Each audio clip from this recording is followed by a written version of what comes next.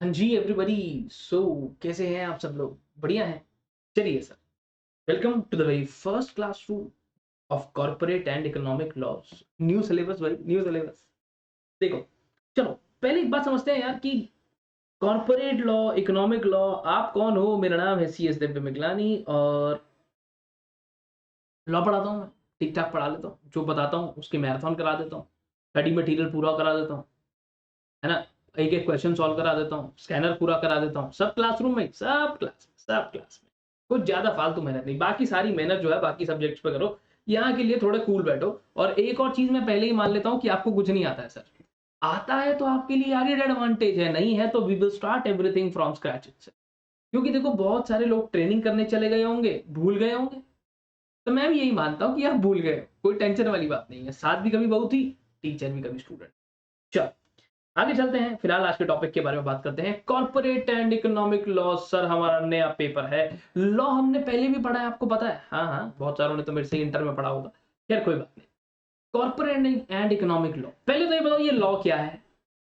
Sir law is a set of rules and regulations which govern the society. नहीं, देखो India में बहुत सारे एक्ट हैं। जनवरी 2023 के डेटा के बारे में बात करूं तो लगभग हमारे पास 1306 लॉज हैं। इतने लॉज हैं हमारे पास। हाँ, कुछ सेंटर के हैं, कुछ स्टेट गवर्नमेंट के हैं, कुछ लेजिस्लेटिव बॉडीज के हैं, कुछ किसी के, कुछ किसी के। अब हर एक चीज लॉ है। आपका ट्रैफिक रेड लाइट पे रुकना, ये भी लॉ है।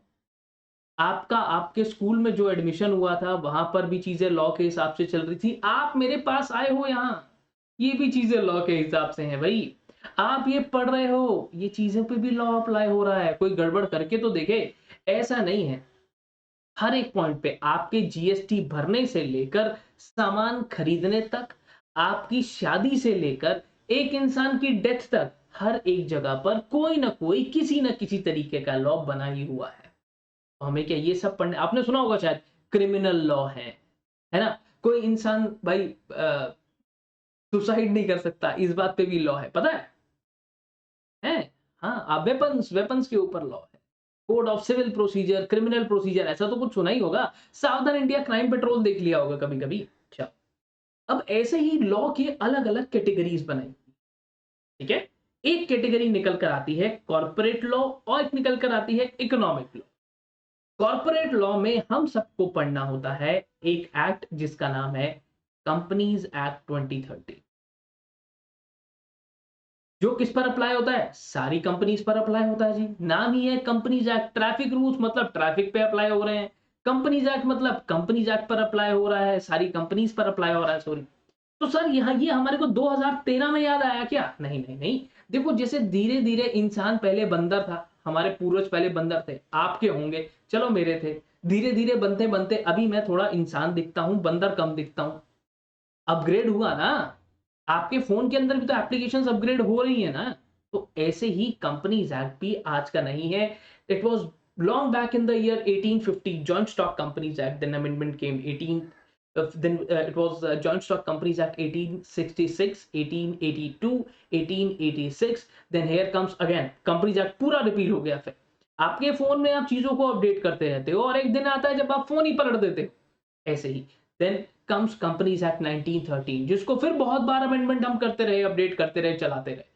फिर उसके बाद आया हमारे पास कंपनीज एक्ट 1956, फिर उसको अपडेट करते रहे, करते रहे, करते रहे, करते रहे, चलाते रहे। ओ, और एट द एंड हमारे पास है कंपनीज एक्ट 20। ओके, हमारे को कॉर्पोरेट लॉ में ये पढ़ना है। इसके अलावा कुछ चीजें और पढ़नी है। आप विजय माल्या को जानते हो?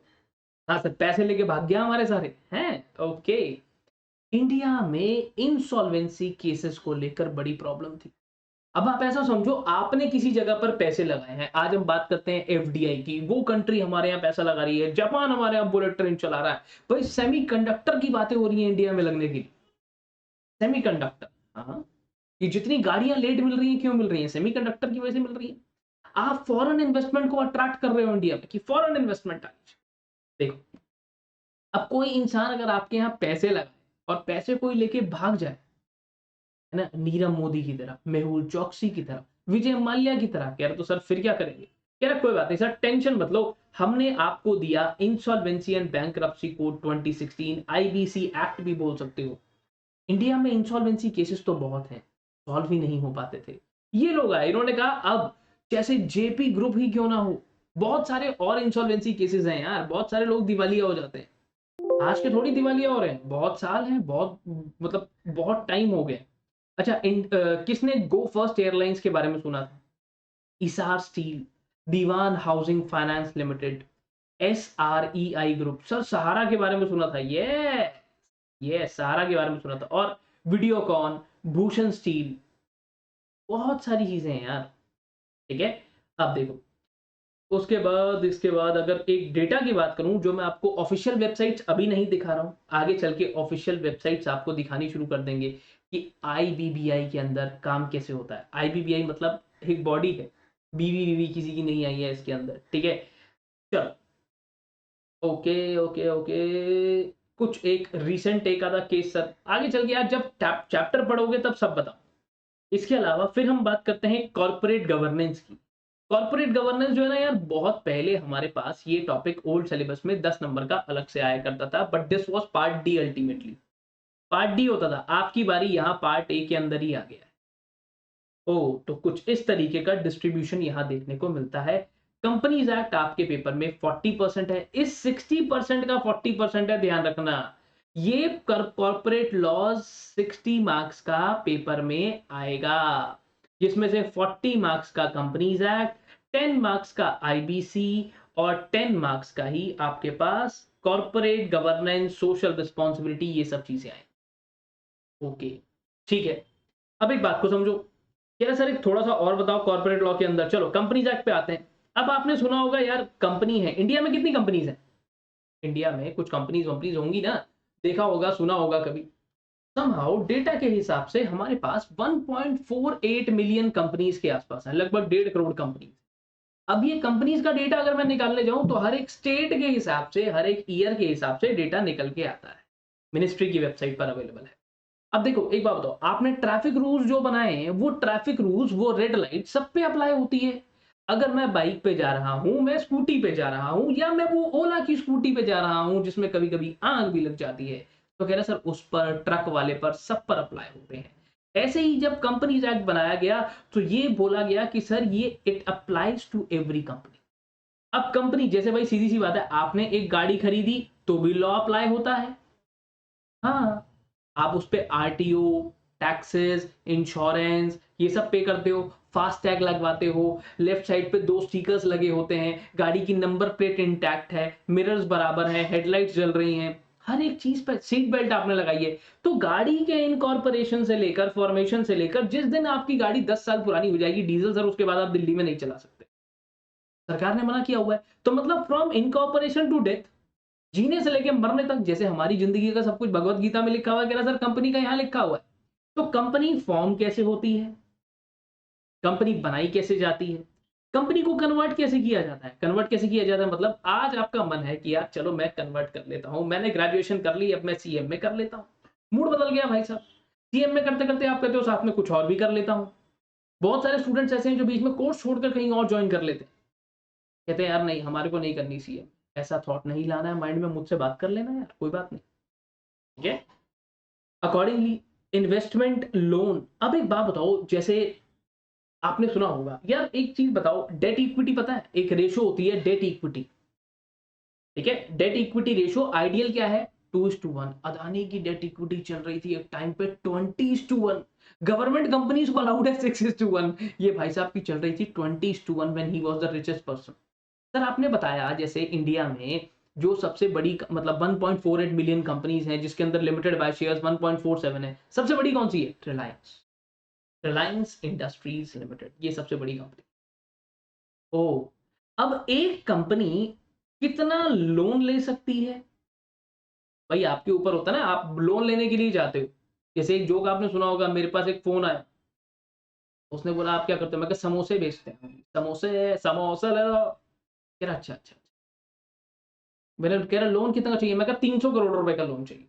दे देगा वो? नहीं। तो ऐसे ही एक कंपनी को कितना लोन मिलेगा, कितना लोन नहीं मिलेगा, कितनी इन्वेस्टमेंट एक कंपनी कर सकती है, कितनी इन्वेस्टमेंट नहीं कर सकती, क्या लिमिट है, कैसे करेंगे, ये सब बातें यहां पर पड़ेंगी। ओके, अब जैसे हल्के में मत लेना मेरे को, मैं हूं रिलायंस का मालिक। कह रहा अच्छा, आप रिलायंस के मालिक हैं? तब बिल्कुल, बिल्कुल मैं हूं रिलायंस का मालिक। कह रहा क्यों? मैंने कहा यार देखो, मेरे पास है रिलायंस के इक्विटी शेयर्स।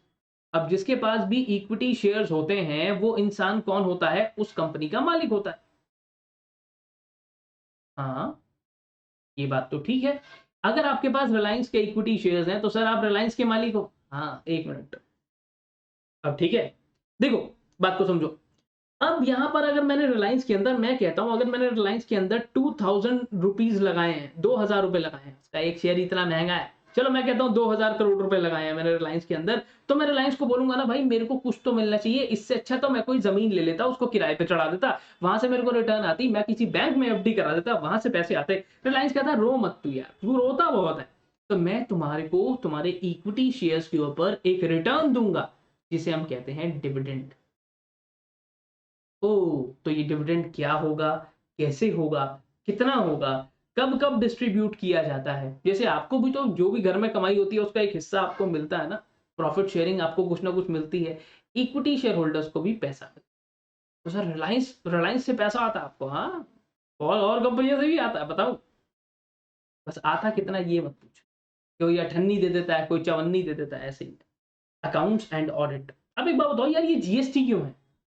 सर जीएसटी इसलिए है, मतलब एक बात बताओ, आपने मेरे को फीस दी, मोटा-मोटा उसके अंदर 18%, 18% जीएसटी। सरकार ने जीएसटी क्यों बना दी है? सरकार ये भी तो बोल सकती थी सब लोग टैक्स देंगे। हाँ, तो सर फिर सब अपने हिसाब से देते, कोई 2% दे रहा होता, कोई 5%, कोई 6%। हाँ, अगर ऐसे ही अकाउंट्स को भी छोड़ दिया जाता, तो अकाउंट्स भी सब अपने हिसाब से बना रहे होते, कोई लायबिलिटी दिखाता, कोई लायबिलिटी नहीं दिखाता।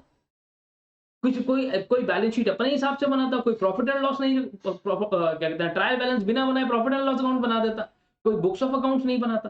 तो कह रहा सर अकाउंट्स कैसे बनाने हैं और उन अकाउंट्स की ऑडिट कैसे होनी है, ये भी कंपनीज एक्ट ने बताया। अब देखो, मैं तो रिलायंस नहीं जाता ना रोज रोज, मेरे पास तो इतना टाइम नहीं है कि मैं रोज रिलायंस चला जाऊं यार, पैसा लगा रखा है, तो क्या हो गया।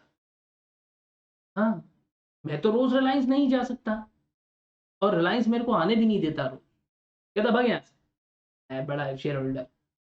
ओके, अब रिलायंस मेरे को आने भी नहीं देता है अपने यहाँ पर, क्या करें? अब रिलायंस ने क्या करा, रिलायंस ने eight the end of the year accounts बनाए। कह रहा ओके, रिलायंस ने बोला अरे मालिक कहाँ थे आप? मैंने कहा यार मैं तो, क्लास थी मेरी, स्टूडेंट्स को पढ़ा रहा था, इन्होंने अकाउंट बनाए, और अकाउंट बनाए, मैं हूं भाई शक्की दिमाग का आदमी, मैंने कहा यार तुमने ये अकाउंट सही बनाया है या नहीं बनाया, how would I know?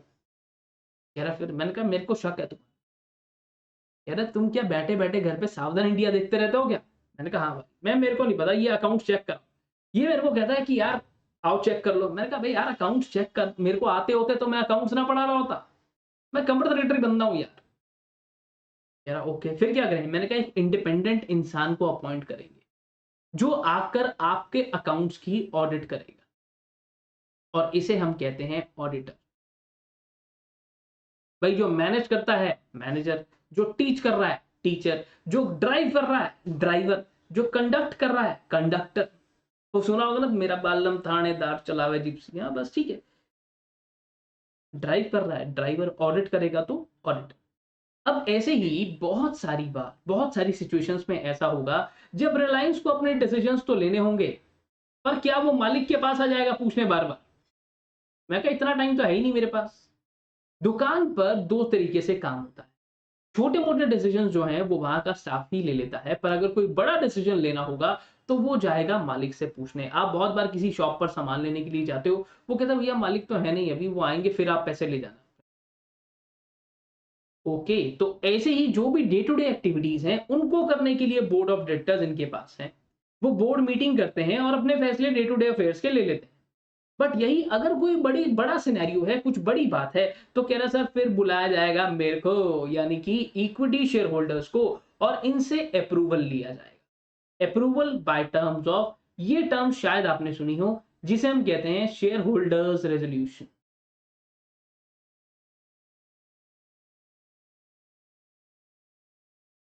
Okay, share holder resolution. हाँ, बोर्ड ऑफ डायरेक्टर्स भी बोर्ड मीटिंग में बैठ के एक रेजोल्यूशन पास करते हैं जिसे कहते हैं बोर्ड रेजोल्यूशन। ये रेजोल्यूशन पास होगा तो ही जाकर कोई भी फैसला, कोई भी डिसीजन लिया जाता है। अकॉर्डिंगली शेयर होल्डर रेजोल्यूशन होता है बड़े मैटर्स के लिए। कब कब होगा, कैसे कैसे, ये क्लास में जाके। अब बहुत बार आप देखते हो किसी की दुकान पे रेड बढ़ गई। आपने कोई मूवी देखी हो जिसके अंदर अक्षय कुमार एक नकली सीबीआई ऑफिसर बन के जाता है और जाके रेड मार देता है? सुना है ऐसा? हाँ, ऐसा तो सुना है। सिंपल सी बात है। बहुत बढ़िया। यार अब एक बात बताओ, जो आपके पास ये इंक्वायरी, इंस्पेक्शन, इन्वेस्टिगेशन, ये सब कैसे, कब, कहाँ, कैसे, किस तरीके से होगा, ये सारी चीजें भी यहाँ पर है। मैंने कहा ओके। कभी होता है ना, जैसे बहुत सारी पीछे सुना होगा आपने, चाइनीज कंपनीज को नोटिस आ गया, पता चला टेरर फंडिंग का मामला है। ये बताऊंगा कौन सी कंपनी को कैसा नोटिस आता है, कैसे इंस्पेक्शन, इंक्वायरी ऑर्डर किए जाते हैं। प्रैक्टिकल लाइफ का टच होना यहाँ जरूरी है। ठीक है। आपको एमआई के बारे में पता चला होगा, एमआई पे नोटिस आ गया। ठीक है, ये पबजी पबजी बंद हो गए। चल तो रहे हैं। हाँ, टिकटॉक टिकटॉक टिकटॉक बंद हो गया। अब वो था, उसका कैसे करेंगे? हाँ, है ना। उसके बाद कॉम्प्रोमाइज अरेंजमेंट एंड अमालगमेशन। अब देखो, कॉम्प्रोमाइज अरेंजमेंट अमालगमेशन क्या है? Merger and amalgamation. चलो, एक मर्जर अमालगमेशन आपने बहुत इजी सुना होगा, वोडाफोन आइडिया। इन दोनों का मर्जर हुआ, ये दोनों मिलकर एक हो गए। जैसे अभी आपने ये भी सुना होगा, 2024 के इलेक्शन के लिए बहुत सारी पार्टियां आपस में मर्जर अमालगमेशन कर रही हैं भाई, है ना। कांग्रेस पार्टी इसके साथ मिलकर, ये क्या हो रहा है? मर्जर अमालगमेशन का कॉन्सेप्ट आता है कि दो लोग जो साथ में मिलकर अब काम करने के लिए आ गए in order to achieve a common objective. ओ ऐसा। हाँ, ऐसा। ओके। ओके, तो ये कैसे होता है? ये दो कंपनीज अगर साथ में आ गई तो सर, मेरे पास तो वोडाफोन के शेयर्स थे, अब मैं क्या करूं? कह रहे सर आपको आइडिया के शेयर्स मिल जाएंगे। तो अच्छा, okay.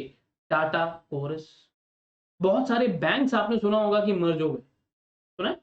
Oriental bank of commerce, ऐसे बहुत सारे बैंक्स हैं जो सरकार मर्ज करती जा रही है आजकल।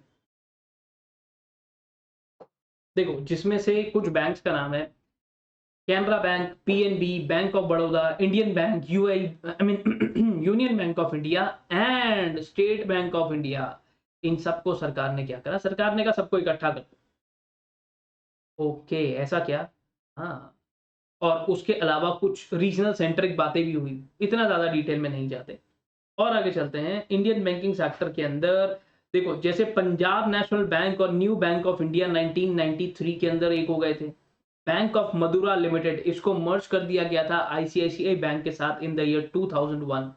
2017 में भारतीय महिला बैंक और स्टेट बैंक ऑफ इंडिया मर्ज हो गए थे। हैं, ऐसा भी कुछ हो रहा है क्या? हाँ, देखो, इलाहाबाद बैंक और इंडियन बैंक। ठीक है। ओके, उसके अलावा ओरिएंटल बैंक ऑफ कॉमर्स। चलो यार, ये छोड़ो। Syndicate bank with Canara bank, ऐसा कुछ सुना है? नहीं सुना तो कोई बात नहीं, आगे चल के सब इस बारे में बात करेंगे। अब बात करते हैं ऑपरेशन और मिसमैनेजमेंट के बारे में। ये बात होती है मेजॉरिटी और माइनॉरिटी की। जहां पर मेजॉरिटी ऐसा लगे कि मेजॉरिटी माइनॉरिटी के साथ कुछ गलत करने की कोशिश कर रही है। भाई, अब मेरे पास कितने ही शेयर हैं? मेरे पास रिलायंस के 30 शेयर हैं। हाँ, ठीक है सर, ओके।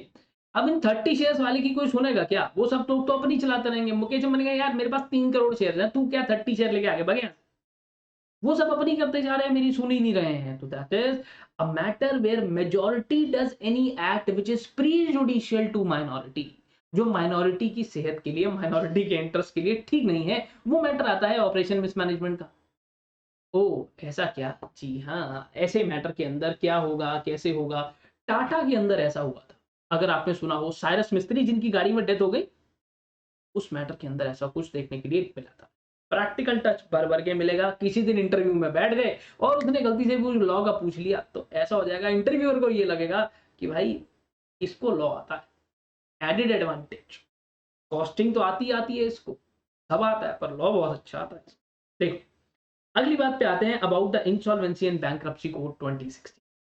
एक बहुत छोटी सी चीज को समझते हैं कि यार, मैंने अगर बिजनेस कर रहा हूं और मैंने किसी से पैसे लेने हैं, ठीक है, मेरा कोई डेटर है और वो मेरे पैसे लेकर भाग जाता है, तो मेरे बिजनेस के लिए तो लॉस है ना। हाँ, तो इन्होंने बोला सर ऐसा नहीं होगा। हम लेकर आ गए इंसॉल्वेंसी एंड बैंक्रप्सी कोड 2016। ये कब आया? ये भाई साहब तब आए जब हमारे पास नए-नए भागे थे विजय माल्या। तो उसके बाद तो बहुत और लोग भाग गए। हाँ, पर पैसा जो है वो रिकवर करने की मेन बात है। आईबीसी के अंदर आज भी मतलब मार्च 2023 देखो ईयरली डेटा आता है तो लगभग 6500 के आसपास कुछ केसेस हैं अप्रोक्सीमेटली जो पेंडिंग है।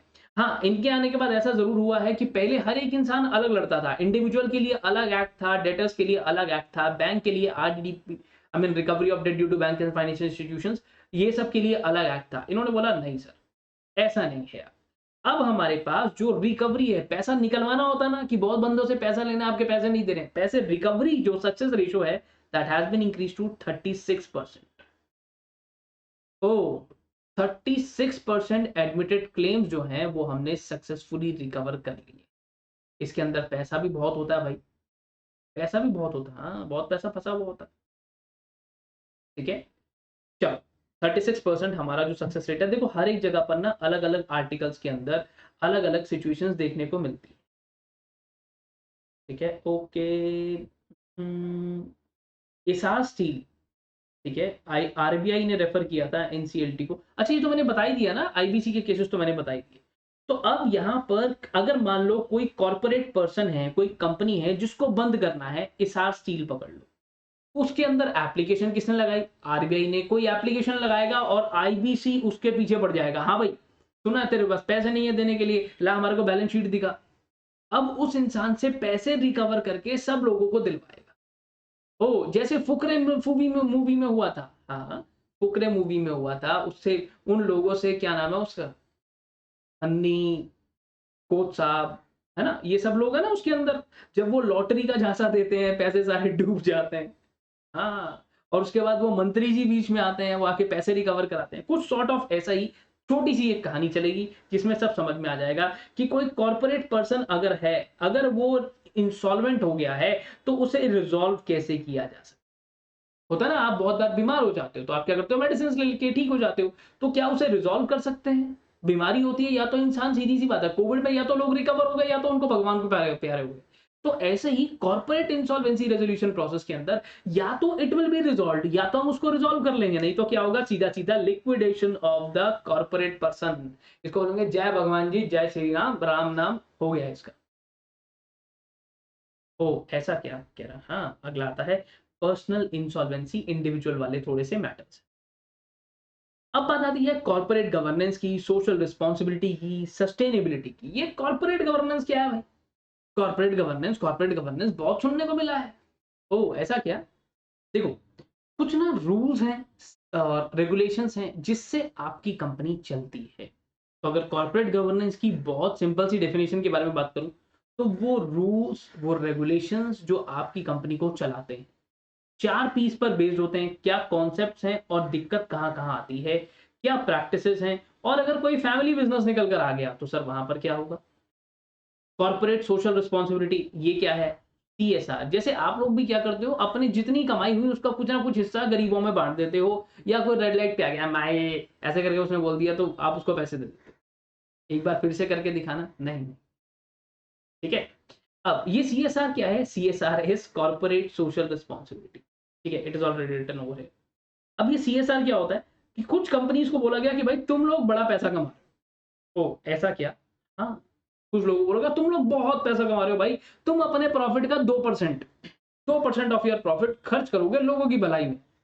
तो आप बहुत स अगर आप मतलब दिल्ली के आस-पास रहते हो, आप कभी हरिद्वार गए हो तो वहाँ ये चीज़ें देखने को मिलेंगी, ठीक है? उसके अलावा आप कभी यमुना एक्सप्रेस वे पर गए हो, वहाँ ये चीज़ें देखने को मिलेंगी। बहुत सारी जगहों पर आपको ऐसी इमेजेस देखने को मिलती है। लेट मी चेक, अगर मैंने एक इमेज क्लिक करी होगी तो मैं आपको वो भी दिखा देता हूँ। बहुत सारे रिक्शा हैं, जिनको किसी न किसी तरीके की सपोर्ट प्रोवाइड कर दी गई और उनके पीछे एक छोटा-सा बैनर लिख के लगा दिया गया कि भाई ये रहा फंडा, ये हमने किया है। ऐसा क्या सर? हाँ, अभी मेरे को थोड़े दिन पहले तो मिला था, बट ऐसी इमेजेस मैं टेलीग्राम चैनल पे पोस्ट करता रहता हूँ। You can be a part of that. देख लेना, वहाँ पे कुछ ना कुछ बहुत सारी प्रैक्टिकल चीज़ें आती रहती हैं। कौन-सा ट्रैक्टर किसका बना, क्या सस्टेनेबिलिटी मैनेजमेंट, ऐसे कुछ टॉपिक्स हम लोग यहाँ पर पढ़ने वाले हैं। This will be for 10 marks. Okay, ऐसा क्या? जी हाँ, अब देखो, अब बात करते हैं सेबी के बारे में, इकोनॉमिक लॉज़ के बारे में। यार पैसे चाहिए मेरे को, आपको पैसे चाहिए। हाँ, क्या तरीका है? अ, बैंक से लोन ले लो। बैंक वाले आए दिन फ़ोन करते रहते हैं, लोन लेंगे, लोन लेंगे, लोन लेंगे। मैं कहा, "अबे! लोन कितना लोन लेंगे?" है ना? तो कंपनी के पास भी 2 तरीके हैं। पहली बात तो कंपनी के पास कोई बैंक आएगा और वो बैंक आकर कंपनी को क्या करेगा? डेट दे देगा, लोन दे देगा। लोन ले लो, लोन ले लो। है ना? और इंडिया में क्रेडिट नीड बहुत है। ये बिज़नेस आसानी से फेल होने वालों में से नहीं है बैंक वाला। उधार की बहुत नीड है हमारे। हमारे को कोई भी उधार देता है, हम ले लेते हैं। तो one of the top most successful businesses में से है। देखा नहीं आजकल दुनिया जहान की एप्लीकेशन है। आईफ़ोन तो दूर की बात है यार, तुमको 30,000 रुपए की चीज़ लेने जाओ, 30,000 रुपीज़ की फाइनेंस हो जाती है वो। एक दिन तो हद हो गई, जिस दिन मैंने देखा कि मैं एक टी-शर्ट देख रहा हूँ, वो मुझे कह रहा है you can buy this on EMI at 61 rupees per month. मैं कहा ओए हाय रब्बा! मैं कहा टी-शर्टा भी आप भाई ईएमआई ते यार ईएमआई ते टी-शर्ट नहीं लेनी है। अब देखो दूसरी बात, दूसरा क्या होता है कि ये कंपनी शेयर्स इश्यू कर दे।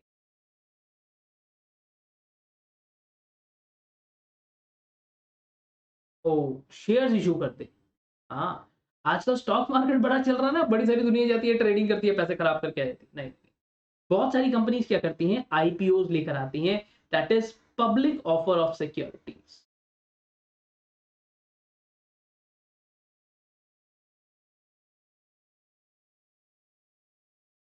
Public offer of security. ठीक है सर, बहुत अच्छी बात है। अब जैसे ये पब्लिक ऑफर ऑफ सिक्योरिटीज़ आपके सामने निकल कर आता है, तो कंपनी क्या करती है, लोगों को शेयर इश्यू करती है। हाँ, बहुत सारी कंपनीज़ ने किया, आईआरसीटीसी ने किया था पीछे, सुना हो शायद आपने। आईआरसीटीसी, नहीं हमने तो सुना, नहीं सुना, कोई बात नहीं। टेलीग्राम चैनल में ऐसी चीज़ें भी आती रहती हैं कि कौन क्या कर रहा है। अब पैसा चाहिए तो कंपनी क्या करती है, शेयर इश्यू करती है किसको? To public at large. अब पब्लिक को शेयर्स मिल गए और पब्लिक ने कंपनी को क्या दिया? पैसा दिया। सबसे पहली बात जब शेयर इश्यू करोगे तो वो आईपीओ होता है, उसके बाद एफपीओ होता है, follow on public offer, public further public offer, जो बोलना चाहो। ओके। अब आपने एक और चीज सुनी होगी कि एक होती है लिस्टेड कंपनी और एक होती है अनलिस्टेड कंपनी। लिस्टेड कंपनी क्या होती है? जिसके इक्विटी शेयर्स स्टॉक एक्सचेंज पर लिस्टेड हैं। डेट सिक्योरिटीज से मेरे को कोई मतलब नहीं है। जिसके इक्विटी शेयर्स मुझे स्टॉक एक्सचेंज पे दिखेंगे, वो ही कंपनी लिस्टेड है। उसके अलावा कोई और कंपनी लिस्टेड नहीं होती है। Okay, okay, okay. अब एक चीज बताओ मेरे को जल्दी से। हाँ, पूछो। इक्विटी शेयर्स आपके स्टॉक एक्सचेंज पे लिस्टेड। हाँ, क्या दिक्कत? ठीक है। तो सर ऐसे तो प्राइवेट कंपनी हमने सुना उसकी डेट सिक्योरिटीज लिस्टेड होती है, इक्विटी शेयर्स नहीं। जिसके इक्विटी शेयर्स लिस्टेड हैं वही कंपनी लिस्टेड है और उसी को सेबी का ध्यान रखना पड़ता है। सेबी का ध्यान रखना पड़ता है मतलब देखो, only a married person has to look after his और हर मदर इन लॉ। आपकी शादी हो गई है? नहीं हुई है सर, तो किस बात की सास? आपकी सास ही नहीं है फिर। You don't have any mother in law. हाँ, तो बस ऐसे ही अगर कंपनी लिस्टेड है तो ही उसे सेबी उसके ऊपर अप्लाई होता है, अदरवाइज अप्लाई नहीं होता। सिंपल सा फंडा है। आपकी कंपनी लिस्टेड हो गई तो सर ध्यान रखना पड़ता है। ओके। सर ऐसा हो जाए ना कि हमारे को पता चल जाए कल इस कंपनी के शेयर का प्राइस बढ़ने वाला है, हम वहीं खरीद लें सर। ओहो हो, इनसाइडर ट्रेडिंग कहते हैं इसे।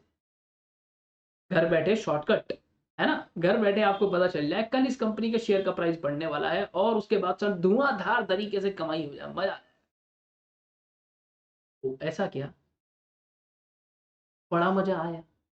तो कह रहा सर ये इनसाइडर ट्रेडिंग है, ये बैन है इंडिया में। 25 करोड़ रुपए और 3 times of the profit which you have earned, इनमें से जो भी हायर होगा वो पैसे आपके ऊपर फाइन लग जाएगा। UPSI, unpublished price sensitive information, ऐसी इंफॉर्मेशन जो कि प्राइस सेंसिटिव है, जिसकी वजह से प्राइस में मूवमेंट आ सकती है। ठीक है, जो अनपब्लिश्ड है यानी कि अभी तक पब्लिक को पता नहीं है, वो इंफॉर्मेशन आपके पास पहुंच गई। कह रहा अरे बाप रे बाप सर, ये तो दिमाग हिला डालेगी ये। उसके बाद आता है SEBI take over code. Take over सुना है? एक कंपनी ने दूसरी कंपनी को टेक ओवर कर लिया, ऐसा कुछ सुना है? ऐसा कैसे नहीं सुना यार, इतनी कंपनीज अदानी ने टेक ओवर करी। सुना होगा आपने, एनडीटीवी भाई ने ले लिया। सीमेंट का कुछ खरीदा इन्होंने, क्या कहते हैं यार, सीमेंट का कौन सा खरीदा था? एसीसी सीमेंट खरीदा था। हाँ हाँ हाँ हाँ। देखो, टेक ओवर ना दो तरीके से होता है। पहली बात तो सामने वाला टेक ओवर करने आ रहा है, आपको पता है बहुत पावरफुल है, आपने अपनी दुकान उसको दे दी कि ले ले भाई, तू रख ले, तू रख, बढ़िया रेट दे रहा था, दे दिया। दूसरी बात, वो खरीदना चाहता है, आप बेचना नहीं चाहते, हॉस्टाइल टेक ओवर। अब हो जाती है बाहुबली की तरह लड़ाई कि साम्राज्य किसका होगा, that is hostile take over. तो ये टेक ओवर कोड के बारे में पढ़ेंगे, कौन कौन सी कंपनीज ऐसी हैं जो टेक ओवर हुई हैं, अदानी, एनडीटीवी, अदानी, एसीसी, और उसके अलावा अदानी का कुछ और एग्जांपल अगर देखें, और अगर कुछ नए टेक ओवर्स की बात करें तो एसबीआई ने, कोटक महिंद्रा ने Canada pension plan investment board को एक्वायर किया, एलआईसी ने स्टील अथॉरिटी ऑफ इंडिया का कुछ स्टेक मतलब सर, अरे ऐसा ही होता है, 1-2% ही खरीदा जाता है। ओ ऐसा क्या? हाँ, 1-2% ही खरीदते हैं भाई। जैसे इमामी इमामी नाम की क्रीम आती है, सुना होगा, उसने जंडू नाम की कंपनी को खरीदा था। एल एन टी, ठीक है, उन्होंने लिया माइंड ट्री लिमिटेड, वया जो सीसीडी के पास हुआ करता था एक टाइम पर। उसके अलावा biggest take over of all time, Vodafone Hutchison हुआ करता था पहले। उसके अलावा सर रहने देते हैं, और किसने खरीदा? इलॉन मस्क ने ट्विटर खरीदा, मर्जर थोड़ी है, वो खरीद लिया भाई ने। हाँ हाँ सर, हाँ, ट्विटर का लोगो भी चेंज हुआ है पीछे, यस यस, ठीक है। और आगे चलें, हाँ वो पराग अग्रवाल। और टाटा ग्रुप ने एयर इंडिया खरीदा, टाटा ग्रुप ने, सरकारी कंपनी थी जो बिक रही थी। हाँ हाँ हाँ हाँ हाँ। अदानी ग्रुप में एसीसी ने अंबुजा सीमेंट खरीदा। हाँ ठीक है सर, ठीक है, आगे चलें। जोमेटो ने ब्लिंकिट खरीदा था। हाँ यस, व्हाट्सएप ने, सॉरी फेसबुक ने व्हाट्सएप खरीदा था। हाँ बस बस बस बस। अगली बात आती है कंपटीशन की।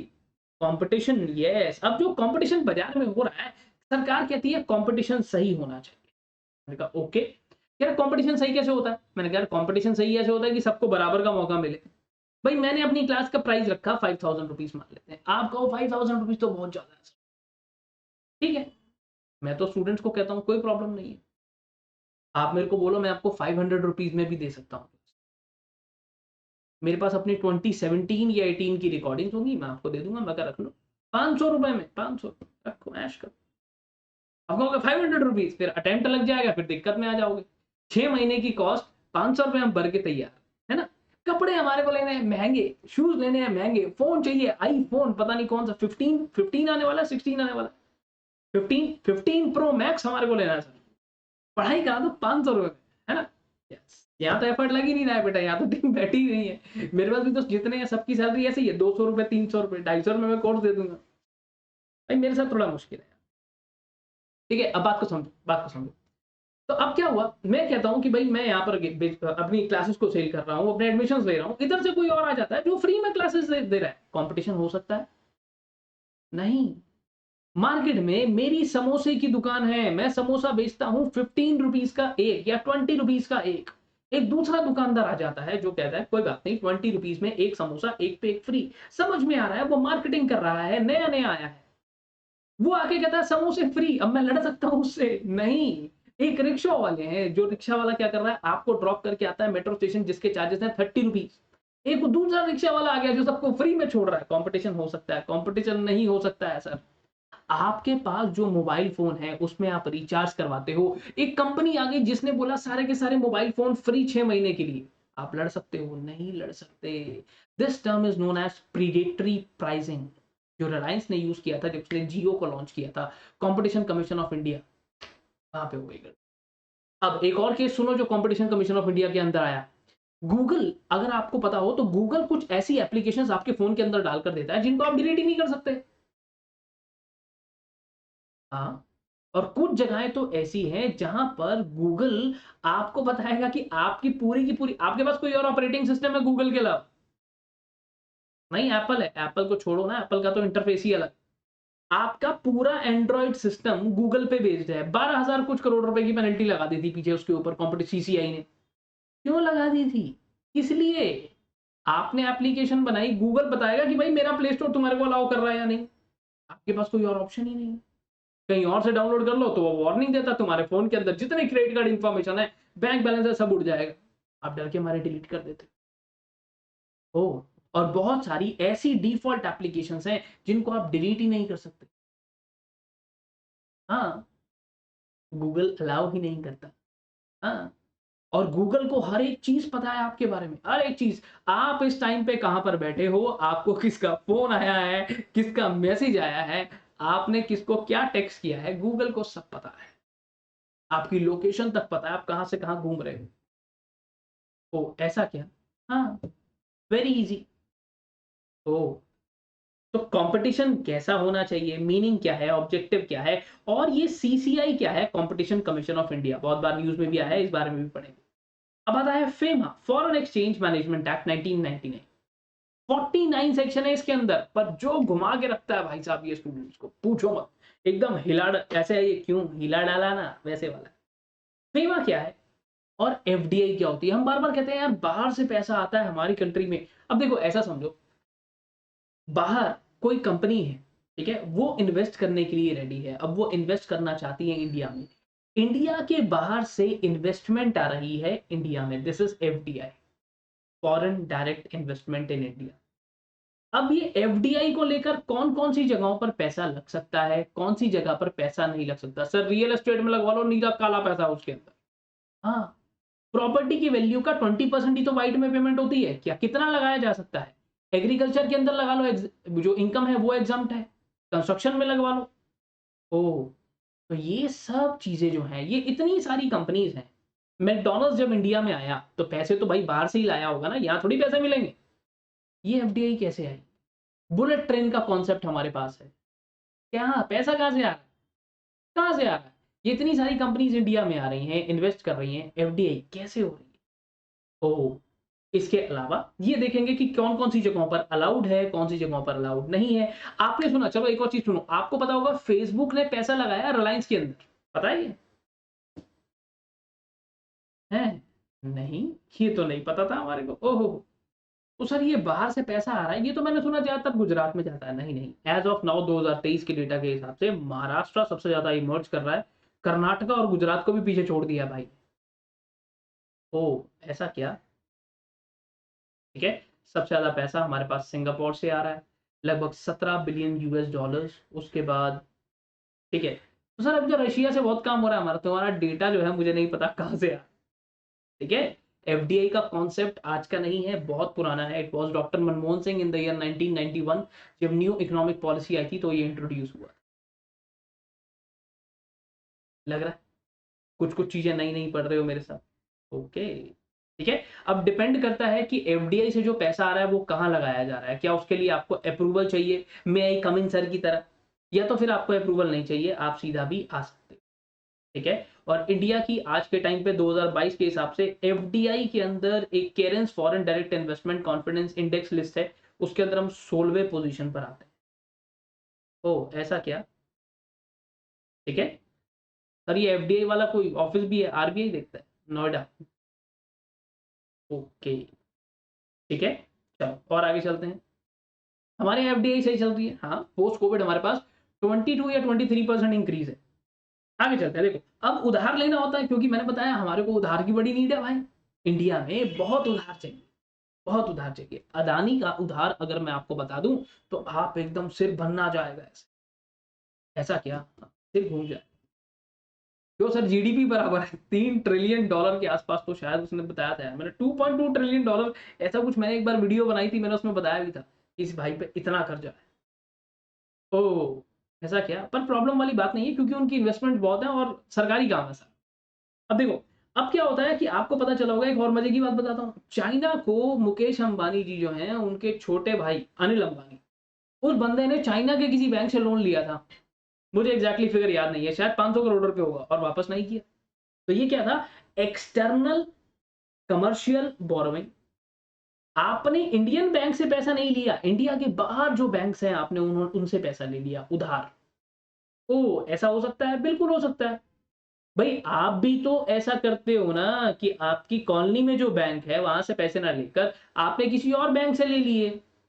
हाँ, अपने घर से पैसे उधार ना लेकर किसी दोस्त से ले लिए, तो बस सीधी सी बात है, आपने भी आस पड़ोस में जितनी चीजें हैं वहां से पैसे उधार ना लेकर इंडिया के बाहर जो बैंक्स हैं वहां से पैसे उधार लेने शुरू कर दिए। That is being termed as ECBs, external commercial for. ओ, ऐसा क्या? हाँ, अब इसके लिए क्या क्या है, कितनी ईसीबी, कितना उधार ले सकते हो, कैसे ले सकते हो, ये सब बारे में बात करेंगे। LRS, liberalise scheme, liberalise remittance scheme. देखो, आपने कुछ सुना होगा, इंडिया के बाहर बहुत सारे लोग जो हैं वो ट्रीटमेंट कराने जाते हैं, सुना है? कौन गया अभी हाल फिलहाल में? मैं तो बहुत टाइम पहले देखा था। तो यार, इंडिया के बाहर कोई ना कोई मिनिस्टर जाता रहता है ना। तो बस वो जो सारे ट्रीटमेंट्स होते हैं, है ना, वो सारे ट्रीटमेंट्स एलआरएस स्कीम के अंदर होते हैं। एलआरएस के अंदर आपकी मेडिकल ट्रीटमेंट, आपकी पढ़ाई, ठीक है, ये सब चीजें आती हैं। और ऑटोमेटिक रेमिटेंस आज के टाइम पे अप टू $2,50,000 पर फाइनेंशियल ईयर ऑटोमेटिकली अलाउड है। ठीक है, current account plus capital account को मिलाकर अगर आप इंडिया के बाहर पैसा भेज रहे हो due to any of these reasons. ठीक है, इसके लिए डेफिनेटली एक टीसीएस रूल भी है, 5 से 20% के बीच में कहीं ना कहीं वो लाई करता है। अब उसके लिए सरकार ने अलग अलग स्कीम्स बनाई हुई हैं। ठीक है, टीसीएस तो उन्होंने बोला ही है $2,50,000 तक वहां पर है, डिपेंडिंग अपॉन कौन सी स्टेट में बोल रहे हो।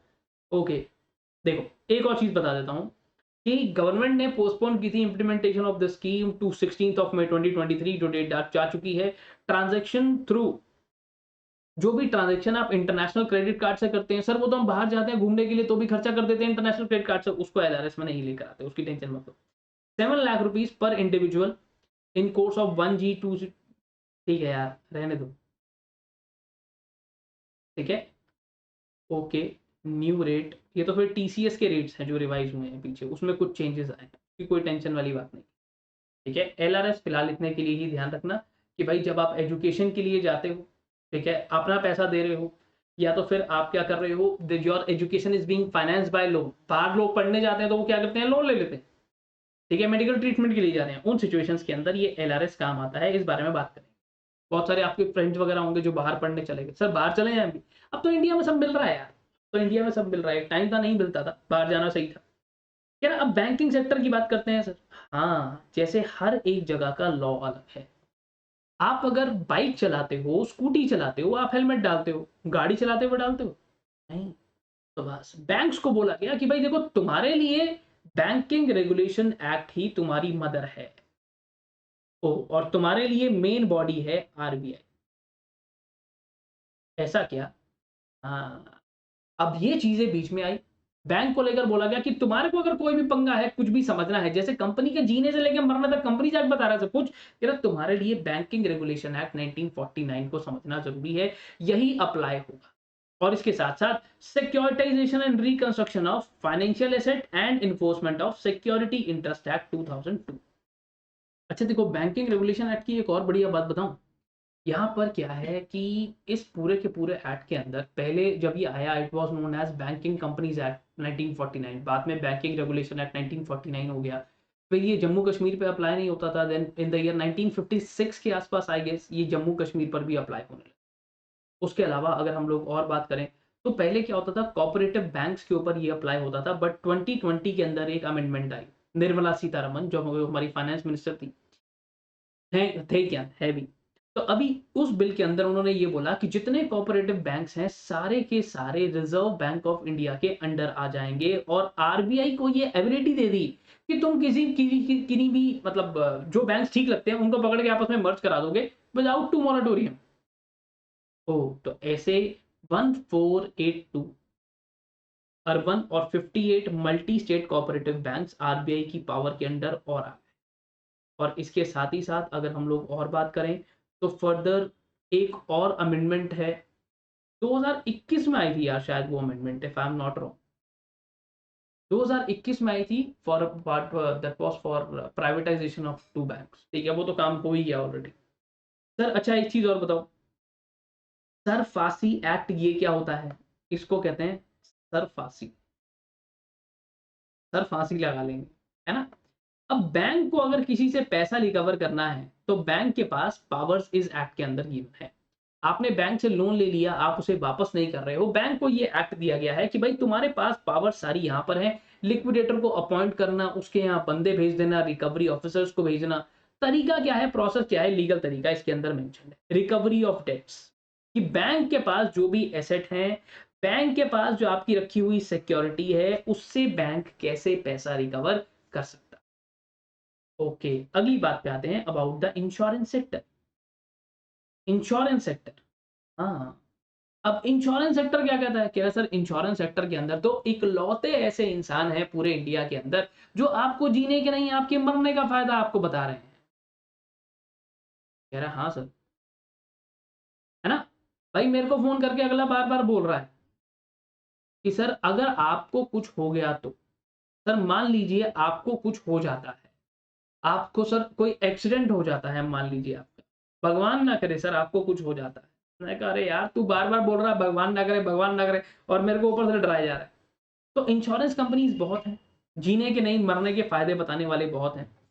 इंडिया के अंदर अगर मैं बात करूं, सबसे बड़ी कंपनी जो मुझे इंश्योरेंस में देखने के लिए मिलती है LIC रहा, और इंडिया की 9th largest life insurance market है ग्लोबली, और 14th नंबर पे नॉन लाइफ इंश्योरेंस मार्केट है ग्लोबली।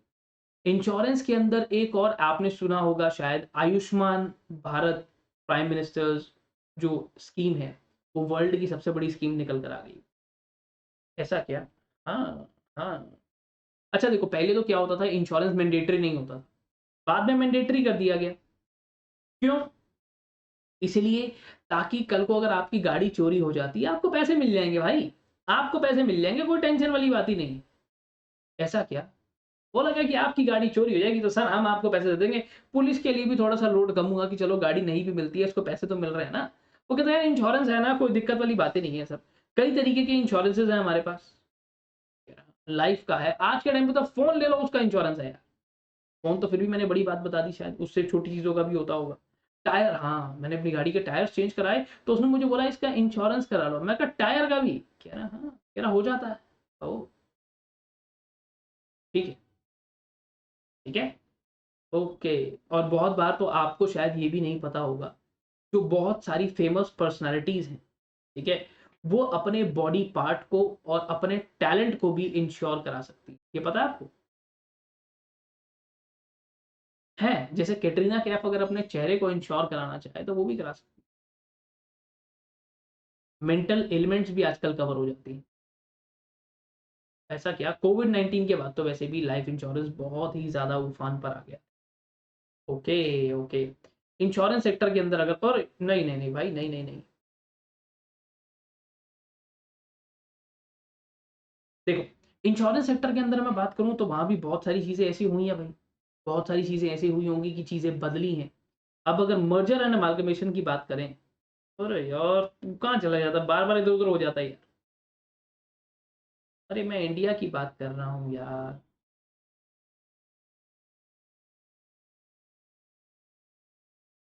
अभी एक्चुअलीज का डेटा निकाल के दे रहा है मेरे को, सही टाइम पे सही डॉक्यूमेंट मिल जाए ना, वो इतना ही बहुत होता है, पता है, वरना बिना बात के डॉक्यूमेंट ही तंग करता रहता है हमारा।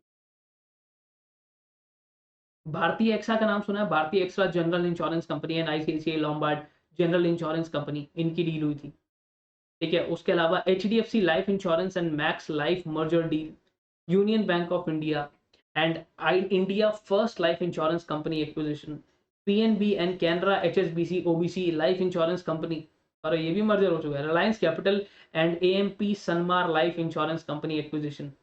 बहुत सारे हैं यार यहाँ पर भी। तो इंश्योरेंस कंपनी को बोला गया तुम्हारे लिए मेन एक्ट है इंश्योरेंस एक्ट, और रेगुलेट करने के लिए बनाया गया IRDA 1999, यानी कि दिस इज IRDA अथॉरिटी। ये एक अथॉरिटी है जिसको बना दिया गया, ठीक है। और ये क्या है, ये वो पर्टिकुलर एक्ट है जो इंश्योरेंस कंपनीज पर अप्लाई होता है। अब आता है मजेदार, जहां पर हमारे को बहुत सारी चीजें देखने को मिल रही हैं, MSME सेक्टर। यार चाहता तो हूँ बहुत सारी वेबसाइट्स आपको दिखाऊं, दिखाऊं कुछ वेबसाइट्स, लो देखो, कुछ चीजें आपको दिखाता हूँ यार, ऐसे प्रैक्टिकल जैसा होगा हमारा, जैसे क्लास चलती है वैसे आपको पता होना चाहिए। देखो, यहाँ पे क्या है, micro small and medium enterprises, ये इनकी वेबसाइट है। अब आपको बहुत सारी चीज़ें इनके बारे में जाननी होती है, मिनिस्टर्स प्रोफाइल वगैरह, ठीक है छोड़ो। व्हाट्स एमएसएमई ये देखते हैं सबसे पहले, क्योंकि जो भी आप पढ़ रहे हो बुक्स के अंदर देयर कैन बी सिनेरियोज जब आपकी बुक अपडेटेड नहीं है, पर ये सरकारी वेबसाइट है, यहाँ पर कभी भी ऐसा नहीं होगा कि चीज़ें आपकी अपडेटेड ना हो, ठीक है। ये आपको दिख रहा है बराबर से, ये नया वाला नोटिफिकेशन मेरा लोड हो रहा है, एक बार लोड होने दो इसे, इसे भी देख लेते हैं ये भाई क्या कहना चाहता है। ये कह रहा है हमने डेफिनेशन अमेंड करी है। माइक्रो क्या है, जहां पर investment in plant and machinery 1 crore से ज्यादा नहीं है, एनुअल टर्नओवर 5 करोड़ से ज्यादा नहीं है। स्मॉल क्या है, जहां पर investment in plant and machinery 10 crore है, एनुअल टर्नओवर 50 करोड़ है। Medium, investment in plant and machinery is not more than 50 crore और annual turnover is not more than 100 sorry 250 crore rupees. इसके बाद इन्होंने बोला हम नई डेफिनेशन लेकर आए हैं। वाह, देखते हैं क्या नई डेफिनेशन आप लेकर आए। ठीक है, ये लीजिए। माइक्रो का मतलब है जहां पर does not exceed 1 crore rupees and turnover does not exceed 5 crore rupees. अच्छा, माइक्रो 1 और 5 है और यहाँ क्या था, 1 करोड़। हाँ, नई वाली ही लिखी हुई है यार। ठीक है, तो this definition was amended revise classification from 1 जुलाई 2020। ठीक है। तो अब उसके बाद कौन कौन से एक्ट्स हैं, एमएसएमई एक्ट क्या है, एमएसएमई रूल्स क्या है, ये सारी बातें यहाँ पर होती हैं। और इन्होंने बोला कि सर ठीक है हमारे पास तो नहीं है ये सब, हम आपको दूसरी वेबसाइट पे दिखा देंगे। मैंने कहा अच्छा। जितने सेंट्रल और स्टेट एक्ट्स हैं वो सारे के सारे यहाँ पर देखने के लिए मिलते हैं। ठीक है, खैर छड्डो परे, आप आगे करना, हट परे, जान दो। अब इसके अलावा और क्या देखोगे सर, सरकार क्या क्या डॉक्यूमेंट्स मांगती है, क्या क्या स्कीम्स इनके पास हैं। Prime minister employment generation scheme, development of khadi village, marketing promotion schemes, technology upgradation, entrepreneurship के लिए, इंफ्रास्ट्रक्चर के लिए, ये सारी की सारी जितनी गवर्नमेंट स्कीम्स हैं ये क्या है। अगर आप कल को एक ऑर्गेनाइजेशन के अंदर होते हो और वो कुछ ऐसा काम कर रहा है तो स्कीम्स को चेक करके देख लेना आपको कहाँ पे बेनिफिट मिल रहा है, क्योंकि बेनिफिट्स अच्छे खासे मिलते हैं। बेनिफिट्स ऐसे नहीं है जैसे अगर, ठीक है, जैसे मार्केटिंग प्रमोशंस, ठीक है, या तो मैं कहूँ एंटरप्रेन्योरशिप के लिए, चलो मार्केटिंग प्रमोशंस की बात हो रही है, तो इन्होंने बोला हमने दो तरीके से स्कीम बनाई है, procurement and marketing support, international cooperation scheme.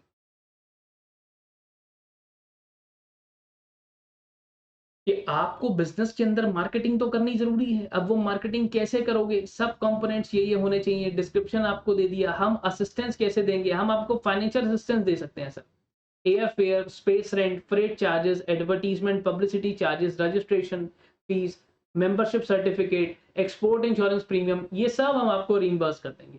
कब, क्या, कैसे, किसको कांटेक्ट करना है, अंडर सेक्रेटरी इस जगह पर। ओ ऐसा क्या, सरकार बहुत बेनिफिट्स आजकल देने को तैयार है, बट प्रॉब्लम ये है कि हमें पता तो हो कि वो बेनिफिट लेना कैसे है। हमें जब तक पता ही नहीं है कि बेनिफिट लेना कैसे है, बेनिफिट मिलेगा कैसे, तो स्वा मिलेगा। हाँ, बात तो ये ठीक है। तो एमएसएमई क्या है और क्या-क्या राइट्स आपके पास अवेलेबल हैं टू पर्टिकुलर एमएसएमई सेक्टर। ठीक है? पढ़ेंगे ऐसे ही इन वेबसाइटों पे जाके। आपकी बुक आपके पास होगी और सरकारी वेबसाइटों को देखेंगे वो क्या कहते हैं। अब आता है cyber security and data privacy. ये बहुत बढ़िया चीज़ लगी यार मेरे को। क्योंकि जैसे मैंने आपको बताया गूगल को सब पता है। एक और आ गया है बहुत बढ़िया आदमी प्लान के अंदर जिसका नाम है ट्रू कॉलर। किसी ने फ़ोन उठाया मेरे को मिलाया उससे पहले ही बता देता है कि this person is about to call you. ओह! ऐसा क्या?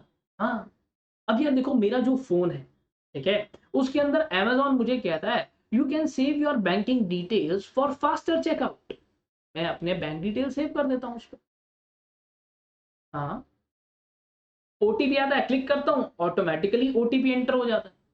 अब मतलब आसान शब्दों में अमेज़न के पास मेरा नाम है, मेरा एड्रेस है, मेरी लोकेशन का एक्सेस है, मेरी बैंकिंग अकाउंट डिटेल्स हैं, मेरा ओटीपी भी रीड कर लेता है। सर आपका सीवीवी नंबर तो नहीं है, डालते हुए तो देखा ही नहीं होगा उसने। डाल तो मैं अमेज़न की वेबसाइट पे ही रहा हूँ। हाँ, ऐसे न जाने कितने करोड़ों लोगों का डेटा इन लोगों के पास है। हाँ, तो उन्होंने कहा सर देखो जो भी आपका डेटा है, डेटा प्राइवेसी, बिज़नेस इंटेलिजेंस। सुनने में ये भी आया कि जो व्हाट्सएप है वो आपका जो पर्सनल डेटा है उसे लीक करता है। आज आप गूगल पे जाओ, गूगल पे जाके सर्च करना शुरू करो, bye Divya Miglani classes for CMA final law. What you will find कि 2-4 मिनट बाद कोई ना कोई वेबसाइट आपको मेरी क्लास की एडवर्टाइजमेंट दिखाना शुरू कर देगी। आपने सीएमए फाइनल लॉ लिखा ना, वो एडवर्टाइजमेंट दिखाना शुरू कर देंगे आपको जगह-जगह पे। ट्रू कॉलर पे ले इधर देख, तो ये क्या है? जो आप सर्च कर रहे हो गूगल को सब पता है, उस हिसाब से आपको ट्रैक कर रहा है। आप अमेज़न पे कोई चीज़ पसंद करो, वो पीछे-पीछे आपको फ़ॉलो करता है, पीछे-पीछे फ़ॉलो करता है। चांदनी चौक बना दिया है, भैया भैया सूट लेंगे, सूट लेंगे, सूट लेंगे। हाँ भैया दिखा दो फिर पीछे-पीछे, हाँ कितने पैसे दोगे? हेलो, हाँ, अरे बढ़िया चीज़ है, इससे बढ़िया नहीं मिलेगा। अबे क्या चांदनी चौक है क्या? दिया है। पर मेरा सारा डेटा उसे ये पता है मुझे कौन से शर्ट की मेरी क्या कहते हैं शर्ट का साइज क्या है, मेरी पैंट का साइज क्या है, मेरे जूते का साइज क्या है, अरे सब पता है भाई इसे। और पहले ही बता देता वी रिकमेंड साइज ये। बताओ क्या करोगे आप? कह रहा सर सरकार कह रही है कि भाई देखो इसके लिए डेटा प्राइवेसी होनी बहुत जरूरी है।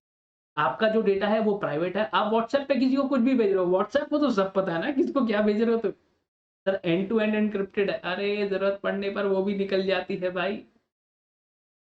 देखो, साइबर क्राइम, साइबर फ्रॉड्स। अब ये साइबर क्राइम्स क्या होते हैं? टेलीग्राम पे दुनिया जहान के फ्रॉड होते हैं। ऐसा क्या? हाँ, मेरे को एक बंदा मिला। क्या है कि आपकी जो जैसे टेलीग्राम ग्रुप्स हैं, तो वहां पर क्या होता है भाई, मैं तो चेक कर लेता हूँ, एक्टिव हूँ, पर मेरा जो अपना पर्सनल नंबर है that is not on Telegram. बहुत कम मैं उससे रिस्पॉन्ड करता हूँ, और else I will let you know कि मैं अपनी टीम में बताता हूँ कि ये पोस्ट कर दो। अब क्या होता है, फंडा बड़ा सीधा था। तो सर मेरे को मैसेज आने शुरू हो गए कि हमारे साथ पता नहीं कौन से ग्रुप में मुझे ऐड कर दिया, बिटकॉइन की कोई कहानी समझाने लग गए, और मुझे कहते हैं आप हमारे साथ पैसे लगाओ। पैसे कितने लगाओ जी? 20,000 रुपए के आसपास कुछ, and you will earn 5,000 rupees daily. मैंने कहा नहीं, इसमें मजा नहीं आएगा। मैंने कहा मुझे कॉन्टैक्ट नंबर दो, तो कॉन्टैक्ट नंबर नहीं है। कोई वेबसाइट दे दी, उन्होंने बोला हमारा ऑफिस मलेशिया में है। मैंने कहा कोई बात नहीं, मेरा एक दोस्त मलेशिया आ रहा, तुम उससे मिलो। कह रहा सर वहां पर ना हमारा रिसेप्शन फैसिलिटी अवेलेबल नहीं है। मैंने कहा किसी से तो मिलवाओ। कह रहा how much you are willing to invest. मैंने भी झूठ बोल दिया, मैं कहा 2 करोड़ रुपए लगा दूंगा, मेरे पास कौन सा है। ओह! उसके बाद तो जो उन लोगों ने मेरे को मैसेज करना शुरू किया, कह रहा आप यहाँ पे ऐड कर दो, आप हमारे साथ 2 लाख रुपए से शुरू करके देखो, हम आपको रोज के 50,000। मैंने कहा नहीं नहीं, तू 2 करोड़ ले, मेरे साथ बैठ यहीं पे 24 घंटा। रोज के यार तू 50,000 कह रहा ना, रोज के 5 लाख रुपए मेरे को दे, ठीक है? ज्यादा कोई झंझट नहीं, 6 महीने मेरे साथ काम कर, 2 करोड़ रुपए ले, तू भी ऐश कर, उसके बाद तू कमा। मेरे को नहीं चाहिए कोई। फ्रॉड है एक नंबर के सर जी, फ्रॉड है। दुनिया जहान के लोग हैं। साइबर क्राइम, साइबर फ्रॉड, ये सब चीजें यहाँ पर चल। अब साइबर क्राइम, साइबर फ्रॉड्स ये है क्या? आप इनसे कैसे बच सकते हो? बहुत बार बोला जाता है, किसी भी वेबसाइट पर अगर अपनी credit card details, debit card details डाल रहे हो, इनकॉग्निटो मोड पे जाओ, अपने ओटीपी किसी के साथ शेयर ना करो, अपना पिन नंबर किसी को ना बताओ। ऑनलाइन तो सब डाल रहे हैं, अगर वहां हो गया तो ठीक है। उसके बाद मनी लॉन्ड्रिंग। मनी लॉन्ड्रिंग क्या होती है? मनी लॉन्ड्रिंग क्या होती है? सर मनी लॉन्ड्रिंग पता नहीं, पता नहीं कोई। देखो, देखो, पहले तो ये बताओ, यहाँ तक आई होप समझ में आ गया होगा। नहीं आया है तो कहीं भी है, मुझे भाई अप्रोच करने में बिल्कुल मत छोड़ना। I am very much approachable to everyone. कोई दिक्कत वाली बात नहीं, फोन कर देना, मैं 7 to 8 अवेलेबल होता हूँ। PMLA act 2002। अब मैं क्या बताता हूँ आपको ना यार, एक बंदा था, हाँ तो वो टेररिस्ट, उसका मतलब मन नहीं करता उसका एग्जाम्पल देने का, खैर छोड़ो। देखो, लोगों ने क्या करा, लोगों के पास कैश था, ठीक है? आपके पास एक बंदा आता है कि भाई मेरे पास 5 लाख रुपए कैश है, ठीक है? मैंने क्या करा है, किसी किडनैपिंग से कमाया, एक बंदे को किडनैप कर लिया था, या किडनैप तो इतना सस्ता थोड़ी होता है, किसी को मैंने लूट लिया गन पॉइंट,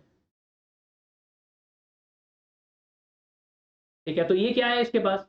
ब्लैक मनी है, money earn from illicit activities, from illegal means. हाँ, इलीगल तरीके से आया हुआ इसके पास, ये क्या है? Black money. अब ये सरकार को ये थोड़ी कह सकता है मैंने एक बंदे को लूट लिया और उसने मेरे को ये 5 लाख रुपए दिए, या मैं कहता हूं चलो 25 लाख रुपए दिए। आप इसको तरीका बताते हो इस ब्लैक मनी को कैसे वाइट करना है,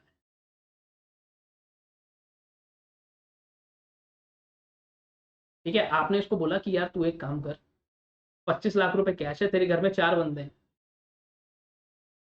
ये बहुत बेसिक तरीका बता रहा हूँ, करना नहीं है ऐसा। सबके नाम पे 3-3 4-4 लाख रुपए डाल दे, और अपने नाम पे भी 5 लाख रुपए डाल दे, कुछ बचेगा ही नहीं। स्लो स्लो करके हर महीने ऐसा काम करता है, एक दिन सारा पैसा वाइट हो जाए। अपनी इनकम टैक्स रिटर्न भर दे। कह रहा ओके, कैश डिपॉजिट करता रहिए, थोड़ा सा गोल्ड खरीद ले, और उसके बाद उस गोल्ड को जब सेल करेगा तो उसी ज्वेलर से पर्ची लेकर आ जाइए, कोई झंझट ही नहीं है। ओ, तो बहुत सारे ऑर्गेनाइजेशंस ऐसे हैं जो भाई मनी लॉन्ड्रिंग करते होंगे, काले पैसे को व्हाइट कर लेते होंगे। पैसा जो किसी ने बेटिंग से, हॉर्स रेसिंग से, आईपीएल से सट्टा लगा के देखा ना, बहुत सारे लोग हैं। भाई आज पैदल घूम रहा लड़का, कल देखा मैंने उसको, 1 हफ्ता 1 वीक के बाद मेरे को मिला, यार ये तो नई गाड़ी ले आया। नई गाड़ी लगाने के बाद मैंने देखा उसमें 3-4 लाख रुपए का उसने म्यूजिक सिस्टम लगा लिया, आईफोन भी ले लिया। मैं कहा यार कल तक तो कुछ था नहीं, आज एकदम ऐसा कैसे? फिर मैंने अपने भाई से पूछा, उसने मेरे को बताया तेरे को पता नहीं आईपीएल चल रहा है? मैं कहा ओ ओ ओ, तो भाई पे जो बेटिंग कर करके जो पैसा आया उसको वाइट कैसे करेगा? This is money laundering. ये मनी लॉन्ड्रिंग कैसे होती है, ठीक है, तरीका क्या होता है, ये तरीका भी बताऊंगा। और बहुत जगह पे ये बोला गया कि आपको रिकॉर्ड्स मेंटेन करके रखने हैं सर। मनी लॉन्ड्रिंग से बचना कैसे है? आप फंसे तो वहां प्रोफेशनल को ही पकड़ा जाता है, वहां वो किसी को, क्लर्क को नहीं पकड़ते किसी को। कौन है भाई, सीएमए वाले हो, आ जाओ, तुम तो प्रोफेशनल हो, तुम तो पढ़े लिखे आदमी हो यार, तुम्हारे से ज्यादा थोड़ी। Behind every successful business there is a CMA, कब आओ इसको बुलाओ।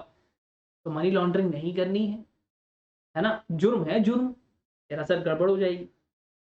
अब पेपर का पैटर्न कैसा है ये सब तो समझ लो, हमें ये समझ में आ गया कि हमारी टीम में कौन कौन से प्लेयर्स हैं। विराट कोहली है हमारे पास स्काई है, सूर्य कुमार यादव है, रोहित शर्मा है ना, हार्दिक पांड्या है ना। तो बट अब हमारे पास पिच कैसी है इसको भी समझना जरूरी है।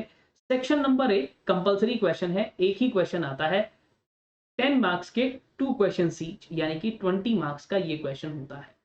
सेक्शन नंबर सी जिसके अंदर फिर से क्वेश्चन नंबर 8 और यहां पर क्वेश्चन नंबर 1, ठीक है, ये दोनों कंपलसरी हैं, अवॉइड नहीं किए जा सकते। ये एक केस स्टडी है, फिर से 16 मार्क्स की आती है। सेक्शन नंबर बी के अंदर आपके पास एक चॉइस होती है, डिस्क्रिप्टिव क्वेश्चंस हैं 2 3 4 5 6, ठीक है। तो आउट ऑफ दिस 4 क्वेश्चंस आपको अटेम्प्ट करने हैं from any 6 question into 16 marks each. Okay, तो ये दोनों मिलाकर 80 और 20 100, 132 मार्क्स का पेपर आएगा मेरे दोस्त, 100 मार्क्स का अटेम्प्ट कर। ऐसा क्या सर? अब एक और चीज आप लोगों को दिखा देते हैं भाई कि कहाँ से क्या पढ़ने वाले हैं, so that you will come to know about it. चलिए भाई, अब एक दो चीजें और देख लो यार। देखो, क्लासरूम जो है वो प्योरली इस पर बेस्ड होता है हमारे, ठीक है। आपको यही बुक मैं आपको पकड़ा दूंगा, इसके साथ में एक स्कैनर जो भी फ्री अवेलेबल होगा, मैं तो कहूंगा उसी को रेफर कर लो, वो फिर से हमारे टेलीग्राम चैनल पे अवेलेबल होता है। अगर आपको इसके अलावा एक स्कैनर या क्रैकर जो बाजार में अवेलेबल हो, जो आप खरीदना चाहो, जो सस्ता मिल रहा हो वो ले लेना। अल्टीमेटली नहीं भी लेना चाहो तो एक सजेस्टेड आंसर्स को लॉग इन करके डाउनलोड कर लेना। एक एक क्वेश्चन जो प्रीवियसली आया हुआ है वो सारे क्वेश्चंस मैं आपको आपके क्लासरूम के अंदर करवाऊंगा, ठीक है। अल्टीमेटली ये आपकी बुक है, इसी को लेकर आगे चलेंगे, एक एक टॉपिक एक एक वर्ड के हिसाब से यहां से चलते रहेंगे। तो सर ये तो अगस्त 2022 तक के लिए है, कोई बात नहीं, इसकी आगे की यार जब मैं पढ़ा आपको सरकारी वेबसाइट से रहा हूं, सरकार अमेंडमेंट लेकर आती है, वो इन चीजों को लेकर आएगी गवर्नमेंट, तो आपका इंस्टीट्यूट उठाएगा, वो अपने एडिशन में पब्लिश करेगा, ठीक है। ये सारी चीजें जितनी हैं, एक एक चीज, हाँ ठीक है, ये तो भाई अलग है। यहाँ से पढ़ना शुरू करेंगे, एक एक चीज एक एक पॉइंट हम कवर करते हुए जाएंगे। अपार्ट फ्रॉम दैट मैंने ये तो ये मान ही लिया कि आपको कुछ नहीं आता, आता है तब तो और अच्छी बात है। है ना, आता है तब तो और अच्छी बात है, बट मैं तो ये मान के चल रहा हूँ कि एज ऑफ नाउ आपको नहीं पता है ज्यादा चीजों के बारे में, including the questions which are covered at the end of every chapter. जैसे ये चैप्टर आपका खत्म हुआ, ठीक है, URC 1, सर मेरे पास तो क्रैकर पुराने सिलेबस का है, जो मेरे पास मतलब स्कैनर है वो पुराने सिलेबस का है, क्या फर्क पड़ता है यार? तो हर एक चैप्टर के लिए कुछ क्वेश्चंस आए होंगे, वो क्वेश्चंस को भी हम कवर करके चलें, ठीक है। जहां जहां इंपॉर्टेंट लगेगा इंपॉर्टेंट मार्क करते हुए चलेंगे, हर एक टॉपिक को कवर करते हुए जाना है, टॉपिक कोई भी नहीं छूट, किसी भी तरीके से कोई भी टॉपिक को ड्रॉप ही नहीं करना। ओके, आजा यार एक बारी फटाफट से वो क्वेश्चंस दिखा दे यार, ऐसे ना कर, तो देरी कर रहे हैं। मुझे लग रहा है जब ये कंपनीज एक्ट खत्म होगा ये तभी दिखाएगा।